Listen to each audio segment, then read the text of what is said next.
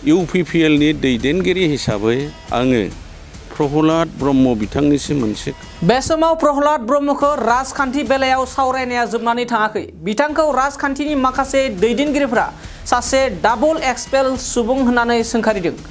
बिनि आखल बेबहारा मोजां नङैनि थाखायनो बिथाङा डाबल एक्सपेल जाबाय। नंगौ, बे समाव जों मख'नांगोन दि प्रहलाद ब्रह्मआ मोनसे समाव क'क्राझार जिल्ला आबसुनि गाहाय नेहाथारिमोन एबा बिबानगिरिमोन, नाथाय माखासे नेमखान्थिनि बारगा खामानि मावनायनि जाहोनाव बिथांखौ एक्सपेल खालामनाय जादोंमोन। लोगोसे BPF लाइमोन गांखंनि बिबाननिफ्रायबो हादोरनि गेदेमा सुबुंफोरखौ हिजरा बायदि सुबुंजों एबा हिजरा बायदि सोदोबजों रुजुनानै बाथ्रा बुंनायनि जाहोनाव BPF दोलोनि बिबाननिफ्रायबो फिन आरोबाव एक्सपेल खालामनाय जादोंमोन। नाथाय बे सोदोबखौ फिन आरोबाव दानि BTR सरकारखौ सांग्रेमा सोदोबजों रुजुनायखौ लानानै UPPL नि गोबां दैदेनगिरिफ्रा डाबल एक्सपेल प्रहलाद ब्रह्म होननानै सोंखारिनायखौ नुनो मोननाय जादों। बिथांमोननि सरकारा सांग्रेमा सरकार, जेरै फिसा जानो रोङै हिनजावखौ सांग्रेमा होनो, दा बे UPPL नि सरकाराबो सांग्रेमा सरकार। बे समाव देबोरगाव ब्लक एबा देबोरगाव UPPL ब्लकनि आफादगिरि बिजितगोरा बसुमतारी बिथाङा प्रहलाद ब्रह्मखौ सासे डाबल एक्सपेल खालामजाग्रा सासे दैदेनगिरि होननानै फिनजाथाय होदों। बे समाव BTR नि रायजो राजाफोरा प्रहलाद ब्रह्मआ सांग्रेमा सोदोबखौ बाहायनानै BTR नि आइजोफोरखौ लाजि फोनांदों होननानैबो गोबां ससियेल मिडियाफोराव सावरायनायखौबो नुनो मोननाय जादों। आरो बेखौ लानानैनो UPPL नि दैदेनगिरिफ्रा बिथांनि सायाव गोख्रों फिनजाथाय होनायखौ नुनो मोननाय जादों। बे समाव देबोरगाव UPPL ब्लकनि आफादगिरि बिजितगोरा बसुमतारीया प्रहलाद ब्रह्मखौ मा फिनजाथाय होदों एबा प्रहलाद ब्रह्मखौ देबोरगाव UPPL ब्लकनि आफादगिरि बिजितगोरा बसुमतारीया माबायदि सोंखारिदों एबा मा बाथ्राजों सोंखारिदों, जों फै आबुङै मिथिना लादोनि। UPPL नि दैदेनगिरि हिसाबै आङो प्रहलाद ब्रह्म बिथांनिसिम मोनसे सोंथि दैखांनो लुबैदों। दिनैहाय बिथाङा बार खोथा बाथ्रा बुंनायनि थाखायनो, बिनि आखल बेबहारा मोजां नङैनि थाखायनो बिथाङा डाबल एक्सपेल जाबाय। आंनि मिन्थिनायाव बिथाङा एबसुनिफ्रायबो खेबसे एक्सपेल जाखांबाय।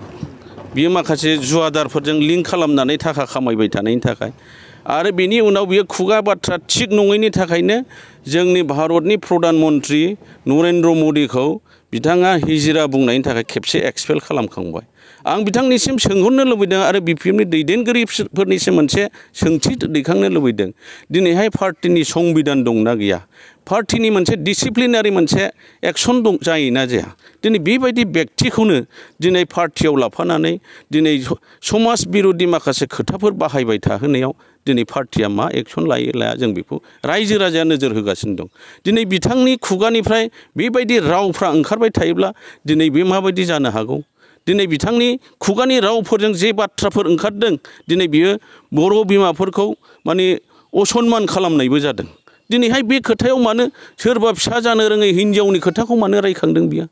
दिनै बे समाजनि रायजोनि जोंनि बर' बिमाफोरनि खामानि मावग्राबा बिथांखौ आं साबधानसो होनो लुबैदों। दिनैहाय बिथांमोन बायदि मानसिया दिनै समाजनि मोजां खामानि मावनो समाया, बिथांमोन बायदि मानसिया दिनै पार्टियाव थानो समाया। बिथांमोन बायदि आगसि आगदा मानसि थानायनि थाखायनो दिनै हाग्रामा सारा गावनि बिबानखौ, गावनि मासिखौ खोमानानै लानो गोनां जादों।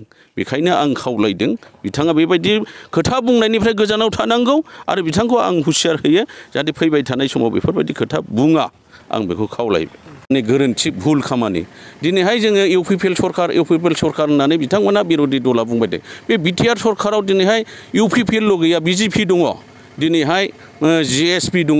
दिनै मोनथाम दोलोजों लानानैसो जोङो सरकार सालायगासिनो दं। बिथांमोना बिर'धि दला दिनै UPPL दोलोनि सायाव मा टारगेट खालामबाय थादों, बिथांमोननि नोजोर, बिथांमोननि थांखिखौ जों बुजिनो हाया। जाहाथे बिथांमोना मोजां गोसो लानानै रायजो राजानि थाखाय सिन्था खालामनानै खामानि मावलाङो, आं बेखौसो लुबैदों।